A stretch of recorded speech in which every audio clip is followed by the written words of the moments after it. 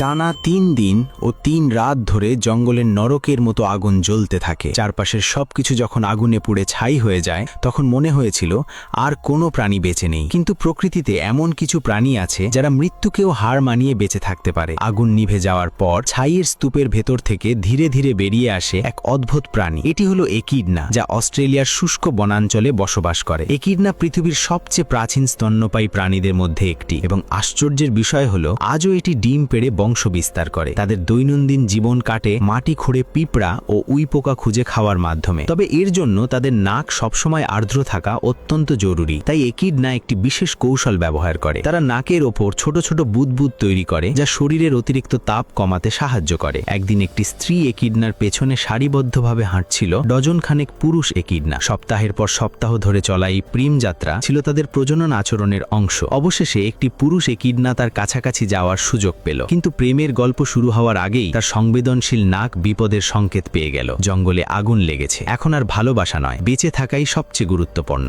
সব একিডনা দ্রুত মাটির নিচে নিরাপদ আশ্রয় খুঁজতে শুরু করলো। আগুন ছড়িয়ে পড়তে লাগলো, আর উপরের পৃথিবী পরিণত হলো আগুনের সমুদ্রে। ঠিক তখনই একিডনা ব্যবহার করলো তার সবচেয়ে শক্তিশালী প্রতিরক্ষা কৌশল। সে গভীর সুপ্ত অবস্থায় চলে যায়। এই অবস্থায় তার হৃদস্পন্দন প্রতি মিনিটে মাত্র 4 বার হয়। শরীরের তাপমাত্রা অনেক কমে যায়, এমনকি 3 মিনিটে মাত্র একবার শ্বাস নেয়। এই কারণেই তারা বহুদিন না খেয়ে ও না পান করেও বেঁচে থাকতে পারে। অবশেষে যখন আগুন সম্পূর্ণ নিভে যায় তখন একিডনাগুলো ধীরে ধীরে বাইরে বেরিয়ে আসে। কিছু একিডনার কাঁটা আগুনে পুড়ে বেঁকে গিয়েছিল, তবে অনেকেই প্রায় অক্ষত অবস্থায় বেঁচে ছিল। এই অসাধারণ ক্ষমতাই তাদের বারবার ফিরে আসা ভয়াবহ দাবানলের হাত থেকে রক্ষা করে। আর বিশ্বব্যাপী তাপমাত্রা বাড়ার সঙ্গে সঙ্গে এই দক্ষতা তাদের টিকে থাকার জন্য আরও গুরুত্বপূর্ণ হয়ে উঠছে।